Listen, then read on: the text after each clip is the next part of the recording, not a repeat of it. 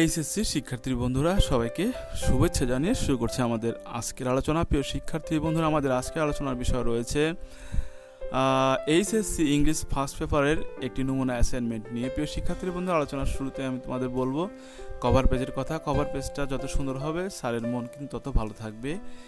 Sir বুঝতে পারবে যে তোমার অ্যাসাইনমেন্টের প্রতি তোমার কত গুরুত্ব, তাই না? সেজন্য তোমাকেও কিন্তু স্যার গুরুত্ব দেবে এবং তোমার অ্যাসাইনমেন্টের সর্বোত্তম মূল্যায়ন করবে। আচ্ছা, তো প্রথমে তুমি কি করবে, তোমার অ্যাসাইনমেন্টের যে কভার পেজটা, উপরের পেজটা, সেই পেজে সুন্দরভাবে একটা ডিজাইন করবে। ভাবে এই ডিজাইনটা যদি না পারো তাহলে অন্য যে কোনো একটা ডিজাইন দিতে পারো তোমার মনের মতো করে। এরপরে কি করবে, এই লেখাটা এখানে বাঁকা করে লিখে দিবে। তো বাঁকা করে কিভাবে লিখবে, সুন্দরভাবে রুল কম্পাস দিয়ে একটা এভাবে বাঁকা করে দাগ দিবে। ওকে, এরপরে সে দাগের উপর দিয়ে তুমি assignment for the students of HSC 2022 কথা লিখে রাবারের যে দাগটা, সেই দাগটা পেন্সিলের যে দাগটা, সেই দাগটা তুমি রাবার দিয়ে সুন্দরভাবে মুছে দেবে। এরপরে এখানে নিচে কি করবে, সেকেন্ড উইক কথা লিখে দিবে। তাহলে স্যারের বুঝতে সহজ হবে যেটা সেকেন্ড উইকের একটি অ্যাসাইনমেন্ট। ওকে, এরপরে সবচেয়ে গুরুত্বপূর্ণ যে তথ্যগুলো, সেই তথ্যগুলো তোমাকে এখানে ইনক্লুড করতে হবে। এখানে আমি যে তথ্যগুলো ইনক্লুড করেছি, এই তথ্যগুলো ছাড়াও তুমি সারা যদি কোনো তথ্য লিখতে বলে সেই তথ্যগুলো তোমরা এখানে ইনক্লুড করে দেবে। ওকে, তো এই তথ্যগুলো কি, তথ্যগুলো হচ্ছে the headline of the assignment, অর্থাৎ অ্যাসাইনমেন্টের যে শিরোনামটা, যাতে এই অ্যাসাইনমেন্টের শিরোনাম দেখেই স্যার জন্য বুঝতে পারে যে তোমার ভিতরে কি লেখা আছে। তাহলে the luncheon a story that I have read, একটা গল্প যেটা আমি পড়েছি। এরপর অ্যাসাইনমেন্ট নাম্বার 1 লিখেছি, এটা একই থাকবে কারণ তোমাদের এটা ইংরেজি সেকেন্ড উইকের ইংরেজি অ্যাসাইনমেন্টের 1 নম্বর অ্যাসাইনমেন্ট। এরপরে দ্য নেম অফ কলেজ আমি এন হাই স্কুল লিখেছি, তুমি তোমার নিজের কলেজের নামটা এখানে লিখে দিবে। ওকে, এরপরে name of student Farhana Faiza Nuri লিখেছি, তুমি তোমার নিজের নামটা এখানে লিখে দিবে। Subject English first paper class HSC section A, roll number আমি 1 লিখেছি, তুমি তোমার নিজের রোল নাম্বারটা এখানে লিখে দিবে। ওকে, আচ্ছা, রিসিভ ডেট মানে যে ডেটে তুমি এই প্রশ্নটা গ্রহণ করেছো কলেজ থেকে, সেই ডেটটা এখানে লিখে দিবে। আর সাবমিটেড ডেট বলতে যে তারিখে তুমি কলেজ যে এই অ্যাসাইনমেন্ট জমা দেবে, সেই তারিখটা এখানে লিখে দিবে। ওকে, তো প্রিয় শিক্ষার্থী বন্ধুরা, আমরা কভার পেজের ডিজাইন এবং কভার পেজে যে তথ্যগুলো লিখতে হবে সেই বিষয়টা এখন জেনে নিলাম। এখন আমরা চলে যাচ্ছি আজকের মূল উত্তরে। প্রিয় শিক্ষার্থী বন্ধুরা, যে কোনো উত্তর শেখার আগে বা জানার আগে আমাদেরকে অবশ্যই প্রশ্নটি ভালোভাবে পড়ে নিতে হবে। প্রশ্নে কি চেয়েছে তা না জেনে আমরা উত্তর শিখলে কিন্তু উত্তর ভুল হয়ে যেতে পারে, বা উত্তরের সঙ্গে প্রশ্নের অ্যাডজাস্টমেন্টটা না থাকলে সেই উত্তর কিন্তু গ্রহণযোগ্য হবে না। আবার আমরা অনেক সময় পরীক্ষা হলে কি করি, প্রশ্নটা কোনো রকম দেখার পরে উত্তর লেখা শুরু করে দিই, পরে বের হয়ে এসে দেখি যে উত্তরটা ভুল হয়ে গেছে, মানে প্রশ্নটা ভালোভাবে বুঝি নাই, সেজন্য উত্তরটা ভুল করে চলে এসেছি, তাই না? তাহলে এরকম যেন আমাদের না হয়। তাহলে চলো আমরা প্রথমেই কি করি, উত্তরটা দেখার আগে প্রশ্নটা দেখে নেই। তো আমি তোমাদেরকে সরাসরি অনলাইন থেকে এই প্রশ্নটি দেখাচ্ছি, একটু ভালো করে দেখো। তোমাদের এটি হচ্ছে দ্বিতীয় সপ্তাহের অ্যাসাইনমেন্ট ইংলিশ ফার্স্ট পেপার এবং কোড নাম্বার হচ্ছে 107 এবং লেভেল হচ্ছে এইচএসসি। ওকে, আচ্ছা, এখন এখানে তোমাদের যে বিষয়টা দেখতে হবে সেটি হলো তোমার এই প্রশ্নটি। দেখো, এটি অ্যাসাইনমেন্ট নাম্বার 1, এখানে যে প্রশ্নটি রয়েছে এটি হচ্ছে প্রশ্ন। তবে এই প্রশ্নটি লেখার জন্য কিন্তু এইখানে একটি নির্দেশনা দেওয়া রয়েছে। এই নির্দেশনাটা তোমাদেরকে সুন্দরভাবে পড়ে তারপর উত্তর লিখতে হবে। অনেকে কিন্তু এটি ভালো করে দেখছো না, বিধায় তোমাদের প্রশ্ন উত্তর কিন্তু ভুল হয়ে যাচ্ছে। দেখো, প্রশ্নতে বলা হয়েছে রাইট ইন ইংলিশ, অর্থাৎ ইংরেজিতে লিখতে বলা হয়েছে অ্যাবাউট বাংলা আর ইংলিশ শর্ট স্টোরি, বাংলা অথবা ইংরেজি যে কোনো একটা ছোট গল্প লিখতে বলা হয়েছে, দ্যাট ইউ হ্যাভ রেড, যেটা তুমি পড়েছো। এখন সেটা বাংলা হোক আর ইংলিশ হোক, তোমাকে লিখতে হবে ইংরেজিতে, যেহেতু ইংরেজি অ্যাসাইনমেন্ট, তাই না?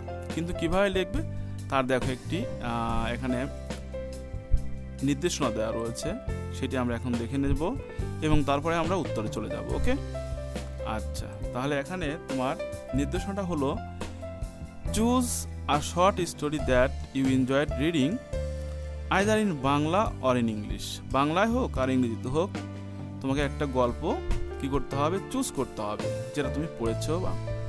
তো এখন প্রথমে গল্প চুজ করতে হবে, এরপরে তোমাকে কি করতে হবে, এরপরে কিন্তু তোমাকে যেটা করতে বলা হয় সেটা হচ্ছে রাইট উইদিন 200 or 250 ওয়ার্ডস, 200 থেকে 250 ওয়ার্ডের মধ্যে এই গল্পটাকে তোমাকে লিখতে হবে। ওকে, তাহলে আমাদের এটা কিন্তু দ্বিতীয় কাজ গেল।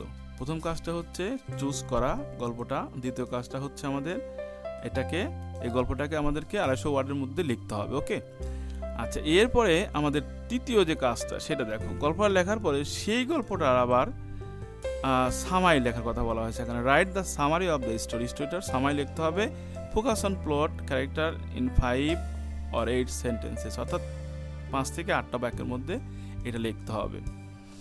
এরপরে বলা হচ্ছে যে তোমার write what you like and did not like about this story, এই গল্পের মধ্যে তুমি কোনটা পছন্দ করো কোনটা পছন্দ করো না সেই বিষয়টা লিখতে হবে। ওকে, আচ্ছা, এরপরে দেখো বলা হয়েছে তোমার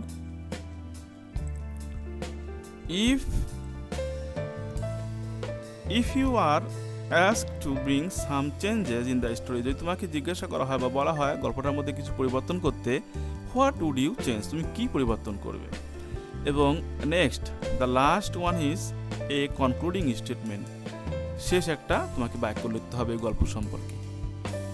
তো প্রিয় শিক্ষার্থী বন্ধুরা, তাহলে কিন্তু এখানে বেশ কয়েকটি ধাপ ফলো করে আমাদেরকে উত্তরটা লিখতে হবে। আশা করছি তোমরা বুঝতে পারছো যে কিভাবে উত্তর লিখতে হবে। তাহলে চলো আমরা এই ধাপ অনুসারে উত্তরগুলো দেখে নেই।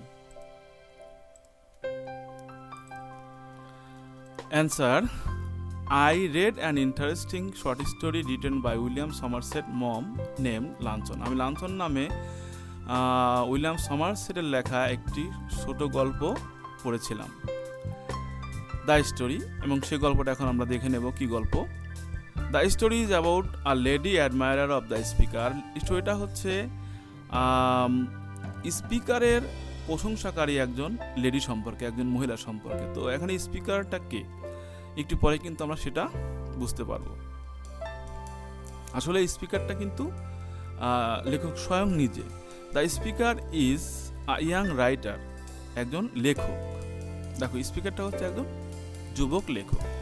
হু receive a letter from a lady, যে একজন ভদ্র মহিলার কাছ থেকে একটি পত্র গ্রহণ করেছিল। হু হাইলি প্রেইজ হিজ রাইটিং, যে উচ্চভাবে তার প্রশংসা করেছিল, অর্থাৎ তার লেখার উচ্চ প্রশংসা করেছিল। অর্থাৎ এই লেডিটা লেখকের একটা লেখা পড়ে, একটা গল্প পড়ে, একটা উপন্যাস পড়ে উচ্চ প্রশংসা করে তাকে একটি পত্র পাঠিয়েছিল। The speaker also replied thanking her, আবার স্পিকারও বা লেখকও কি করেছিল, তাকে ধন্যবাদ দিয়ে উত্তর দিয়েছিল। ওয়ান ডে, একদিন, the speaker mate the lady in a 5-star hotel. একদিন কি করলো স্পিকার, লেডি গেস্টের রিকোয়েস্টে তার সঙ্গে একটা 5-star হোটেলে দেখা করলো। In her letter the lady said that, তার পত্রে লেডি বলেছিল, অর্থাৎ ভদ্রমহিলা বলেছিল, he did not eat more than one thing for luncheon, সে লাঞ্চনে একটার বেশি খান না। বিসাইডস, তাছাড়াও the speaker says that, speaker বলেছে যে, বা লেখক বলেছে যে, he could not say no as a young writer, অর্থাৎ একজন যুবক লেখক হিসাবে সে না করতে পারে নাই। যে একটা ভদ্র মহিলা আমাকে সাক্ষাৎ করতে চেয়েছে, আমার এত প্রশংসা করেছে লেখার, সে আমার সঙ্গে দেখা করতে চায়, তাহলে আমি কিভাবে না করি, সে না করতে পারে নাই। হাউএভার হি ওয়াজ অ্যাগ্রিড, সে রাজি হয়েছিল। And he had 80 francs with him for the month, এবং সেই মাসে ব্যয় করার জন্য তার কাছে মাত্র 80 মুদ্রা ছিল। হি থট দ্যাট, সে ভাবলো যে, he could manage the lunch easily, সে খুব সহজেই তার এই নাস্তার টাকাটা কি করতে পারবে, ম্যানেজ করতে পারবে। As she does not eat more than one thing for luncheon, যেহেতু সে লাঞ্চনের জন্য, দুপুরে খাবার জন্য একটা বেশি খান না।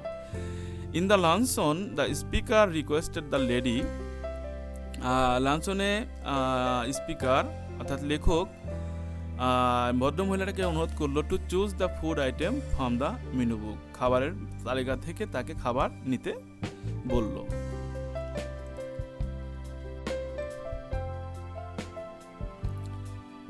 Again, she assured that she does not eat more than one thing for luncheon. সে আবারও আশ্বস্ত করলো যে সে লাঞ্চনে বা দুপুরের খাবারে একটার বেশি খান না। So the speaker ordered salmon fish দো ইট ওয়াজ এক্সপেন্সিভ। তাই স্পিকার বা লেখক কি করলেন, স্যামন ফিশ অর্ডার করলেন যদিও এটা দামি। Later the speaker asks if she like anything more, সে কি আরও কিছু পছন্দ করে। পরবর্তীতে লেখক তাকে আবারও জিজ্ঞেস করলো। আমরা কিন্তু স্বাভাবিকভাবেই কাউকে কিছু দেওয়ার পরে খাওয়ানোর পরে আবার বলে যে আরও কিছু নেবেন, আর একটু নেবেন, এরকম কিন্তু ভদ্রতার খাতিরে বলে থাকি। লেখকও তাই করেছিল। কিন্তু পরবর্তীতে কি ঘটনা ঘটলো দেখো, দ্য লেডি রিপ্লাইড দ্যাট, ভদ্রমহিলা উত্তর দিল যে সে লাইক ক্যাভিয়ার, সে ক্যাভিয়ার পছন্দ করে, দো ইট ওয়াজ ভেরি এক্সপেন্সিভ, যদিও সেটা অত্যন্ত দামি। Then she enjoyed white champagne এক ধরনের দামি মদ, asparagus, coffee and finally the salmon, অর্থাৎ এবং শেষে কি খাইলেন, এই যে লেখকের অর্ডার করা যে স্যামন মাছ সেটা খেলেন। এটা তো খেলেনি, এগুলাও খেলেন। দ্য স্পিকার ওয়াজ সুইটিং, আর লেখক বা এই স্পিকার কিন্তু এতক্ষণে ঘাম শুরু হচ্ছিল তার, অর্থাৎ সে ঘামছিল, গা দিয়ে ঘাম বের হয়ে যাচ্ছিল যে এত খাওয়া খাচ্ছে কি হবে এখন। তার মানে লেখকের কিন্তু তেমন কোনো টাকা পয়সা ছিল না কাছে, সে ভাবছিল একটা খাবে হয়ে যাবে। এখন দেখো তারই পরিপ্রেক্ষিতে কি হলো দেখো, she was so anxious if he could pay the bill or not, সে উদ্বিগ্ন হয়ে পড়লো যে সে এই টাকাটা, এই বিলটা পরিশোধ করতে পারবে কি পারবে না। ইভেন হি থিঙ্কস দ্যাট, এমনকি সে ভাবলো যে ইফ নিড, যদি প্রয়োজন হয়, I have to sell my hand wash, আমার নিজের হাতের ঘড়িটাও বিক্রি করে দিতে হবে। সে এরকম চিন্তা ভাবনা করলো যে যে খাওয়া খাইছে তাতে আমার তো পুরো মাসের টাকা যাবেই, যে টাকা দিয়ে চলতাম, তাছাড়া আমার হাতের যে ঘড়িটা এটা মনে হয় বিক্রি করে দিতে হবে, এ ধরনের চিন্তা ভাবনা লেখক পড়ে গেল। আচ্ছা, he did not take anything except a mutton chop, সে একটা মাটন চপ ছাড়া কিছু না। মাটন চপ হলো কি খাসির গোস্ত, সে মাটন চপ ছাড়া কিছুই নিল না, অর্থাৎ লেখক নিজের জন্য মাটন চপ ছাড়া কিছুই খেলো না। আচ্ছা, finally he manages the lunch paying the total amount, but he had nothing with him for the rest day of the month, অর্থাৎ সে টাকাটা পরিশোধ করেছিল, কিন্তু পরিশোধ করার পরে মাসের অন্যান্য যে দিনগুলো রয়েছে রেস্ট ডে, অর্থাৎ বাকি যে দিনগুলো রয়েছে সেই দিনগুলো চলার জন্য তার কাছে কিছুই থাকলো না। তো সুপ্রিয় শিক্ষার্থী বন্ধুরা, আমরা বুঝতে পারলাম যে লেখকের কাছে টাকা পয়সা যা ছিল তা তো সব ফুরে গেল, তাই না? অথচ কিন্তু মহিলাটা বলেছিল যে সে একটার বেশি খান না। আচ্ছা, এরপরে দেখো, এখন আমরা এখানে এই গল্পটার সামারি দেখে নেব। আমরা গল্পটা শুনলাম, সেই গল্পটা এখন সংক্ষেপে আমরা দেখে নেব, ওকে? কারণ আমাদেরকে কিন্তু বলা হয়েছিল যে 5 থেকে 8টা বাক্যের মধ্যে সামারি লিখতে হবে, ওকে? আচ্ছা, the story is about a lady admirer of the speaker. গল্পটা হচ্ছে লেডি অ্যাডমায়ার সম্পর্কে। Once the lady read a novel written by the speaker, ওই স্পিকারের লেখা একটি নোবেল পড়েছিল এই মহিলাটি, ভদ্র মহিলাটি। আফটার রিডিং দ্য নোবেলটি পড়ার পরে the lady highly praise the writer, লেখককে খুব উচ্চ প্রশংসা করেছিল। আর লেখকে কিন্তু স্পিকার, এই যে লাল কালারের যে কালারটা, এটা কিন্তু তোমাদের লেখার দরকার নেই, okay? And sent him a letter asking for a luncheon, এবং তাকে পত্র দিয়েছিল লাঞ্চনের একটি লাঞ্চন পাওয়ার জন্য, অর্থাৎ দুপুরে একটি খাবার খাওয়ার জন্য তাকে একটি পত্র দিয়েছিল। আসলে সে লাঞ্চনের মাধ্যমে দেখা করবে, যে এখানে আসুন আমরা লাঞ্চন করি, দুপুরে খাবারটাকে এবং দেখাটা হোক, সেজন্য কিন্তু তার জন্য তাকে কি করেছিল, লাঞ্চনের জন্য আহ্বান করেছিল। আচ্ছা, the writer was too young to say no her, আর লেখক বয়সের সাথে দুর্বল ছিল যে সে তাকে না করতে পারে নাই। However the lady assured him that she never eat one thing for luncheon, যে সে লাঞ্চনে একটার বেশি খান না। But the lady guest ate many costly items of dishes, কিন্তু লেডি গেস্ট অনেক দামি দামি খাবার খেয়েছিল। অ্যাজ এ রেজাল্ট, ফলে the writer fall in a great problem, বিশাল সমস্যার মধ্যে পড়ে যায় লেখক। Because he had no penny left to pass the month, এই পরবর্তী মাসটা অতিবাহিত করার জন্য তার কাছে কোনো মুদ্রা ছিল না। পেনি মানে কিন্তু এক ধরনের মুদ্রা বা টাকা। Finally when the writer met the lady,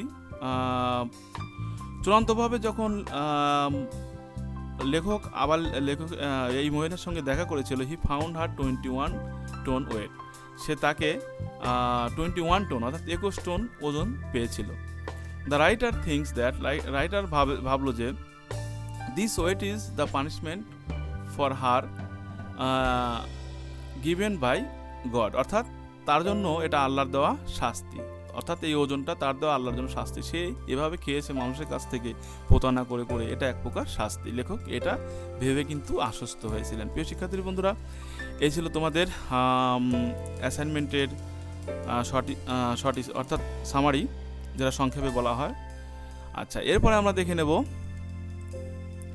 what are like and did not like, অর্থাৎ কি পছন্দ করে আর কি পছন্দ করি না। I like the way speaker net the story, আমি লেখকের এই গল্পর যে ধারাটা বর্ণনা করেছি সেটা আমি পছন্দ করি। He uses metaphor in the story, সে গল্পের মধ্যে মেটাফোর ব্যবহার করেছে, উপমা ব্যবহার করেছে। As first person narrators the speaker easily depicts the inner feelings of the characters. আর ফার্স্ট পারসন ন্যারেটর হিসাবে লেখক এখানে যে চরিত্রায়ন করেছে সেই চরিত্রগুলোর যে অন্তর্নিহিত ভাব তিনি সেটা চিত্রসহ তুলে ধরেছেন। The speaker also show humours narrating the story, speaker কিছু কিছু হিউমার্সও ব্যবহার করেছে। For example, at the end of the story he mentions today that, সে এটা উল্লেখ করেছে যে today that she weighs 21 stone, অর্থাৎ তার ওজনটা এখন 21 stone. There are a number of climaxes in the story, আর এই স্টোরির মধ্যে অনেক ক্লাইম্যাক্স রয়েছে, অর্থাৎ উঠানামা রয়েছে। ক্লাইম্যাক্স বলতে একটি গল্পের চরম পর্যায়, এটাকে বোঝায়। I do not like that flat line, আমি এই ধরনের লাইনগুলো কি করি না, পছন্দ করি না। অফ দ্য ক্লাইম্যাক্সের জন্য।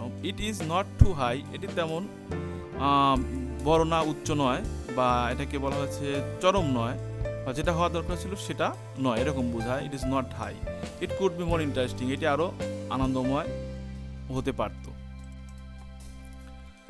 মাই changes in the story, if someone asked me to change the story, যদি কেউ আমাকে গল্পটা পরিবর্তন করতে বলতো, I would decrease the number of climax, আমি ক্লাইম্যাক্সের সংখ্যাটা কমিয়ে দিতাম। I would increase the flat line of the climax graph in high, এবং আমি ক্লাইম্যাক্স গ্রাফের যে ফ্ল্যাট লাইনগুলো রয়েছে সেগুলো আমি বৃদ্ধি করে দিতাম। Finally I would make the story more interesting to the readers, এবং চূড়ান্তভাবে আমি পাঠকদের কাছে এটি আরও আনন্দময় করে তুলতাম। Concluding statements, although the story has some demerits, যদিও গল্পটির কিছু ডিমেরিটস রয়েছে, but I enjoyed the story very much, কিন্তু আমি গল্পটা খুবই মজা করেছি। It was an outstanding story that I read in my life, এটি একটি বিশেষ বৈশিষ্ট্যপূর্ণ গল্প যেটা আমি আমার জীবনে অধ্যয়ন করেছি। তো সুপ্রিয় শিক্ষার্থী বন্ধুরা, এই ছিল তোমাদের অ্যাসাইনমেন্ট। আশা করছি বুঝতে পারছো, প্রশ্নের প্রতিটা ধারার সঙ্গে কিন্তু আমরা সুন্দর মিল রেখে অ্যাসাইনমেন্টটি করেছি। তারপরে তোমরা তোমাদের নিজের মতো করে এটি আরও সুন্দরভাবে সাজিয়ে গুজিয়ে নিজে অ্যাসাইনমেন্টটি তৈরি করতে পারো। প্রিয় শিক্ষার্থী বন্ধুরা, তোমাদের উপকার হবে, আর উপকার হলে অবশ্যই একটি লাইক, কমেন্ট এবং শেয়ার করতে ভুলবে না। আর তুমি যদি আমার চ্যানেল নতুন হয়ে থাকো তাহলে পরবর্তী অ্যাসাইনমেন্টগুলো পাওয়ার জন্য সাবস্ক্রাইব করে পাশে বেল আইকনটি বাজিয়ে রাখো। তোমাদেরকে ধন্যবাদ দিয়ে বিদায় নিচ্ছি। আল্লাহ হাফেজ।